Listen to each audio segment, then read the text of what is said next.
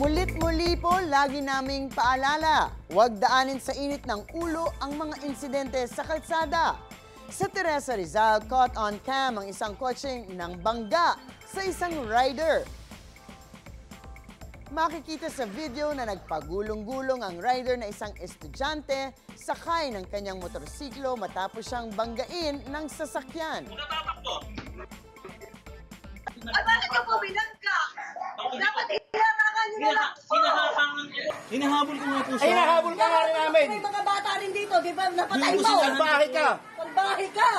Pagbilis na takbo mo na kotse mo. Ano ko na Umiingit pa nga gulong itong kotse mo eh. Grabe ka. Sinahan ko po siya. Naku, salbahe ka talaga. Base sa investigasyon, unang nasagi ng rider ang kotse pero hindi ito huminto kaya nahantong sa habulan. Samantala, ang mga magulang ng rider desididong kasuhan ang driver ng kotse.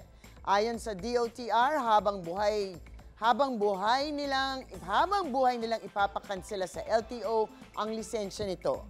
Pag-usapan natin ang insidenteng yan. Ask me, ask Attorney Gabby.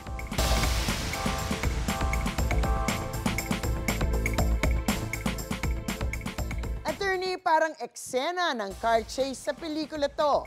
Ano ba ang sinasabi ng batas tungkol dito? Maaari nga ba itong maituring na attempted murder? Well, sa palagay ko, posible talaga. Sa mga kasong ganito, ang unang-una na kailangan maipakita ay ang mental state na nagpapakitang may intent to kill o intensyong pumatay nga ba.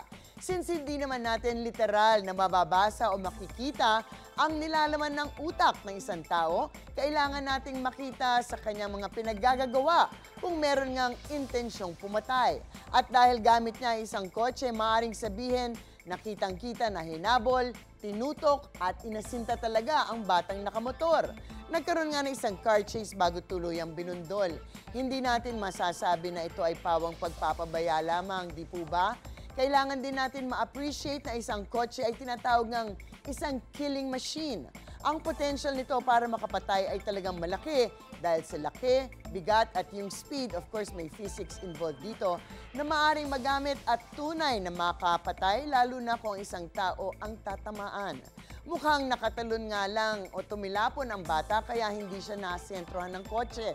Maaaring sabihin nga rin na may motibo. Isang halimbawa ng road rage ang biglang silakbo ng init ng ulo na nagmula sa simpleng pagsagi ng kotse na hindi hinintuan ng kawawang bata. Of course, maaari naman i-argue na wala naman talagang intensyong pumatay, na gusto lamang niya pahintuin ang bata para panagutan ang damage na nagawa. Pero mali pa rin ang mga nangyari. Buti na lang nga walang nangyari doon sa bata. Kahit na masabi niyang walang intensyon na patayin ng bata, kunwari daw namatay ito, buti lang hindi. Liable pa rin siya for homicide. Dahil kung may ginagawa tayong hindi naaayon sa batas, pananagutan pa rin natin ang mga natural na mga consequence ng ating maling ginagawa.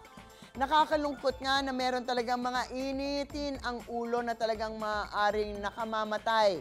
Hindi natin sinasabing walang kasalanan ng menor de edad na nakasagi ng sasakyan.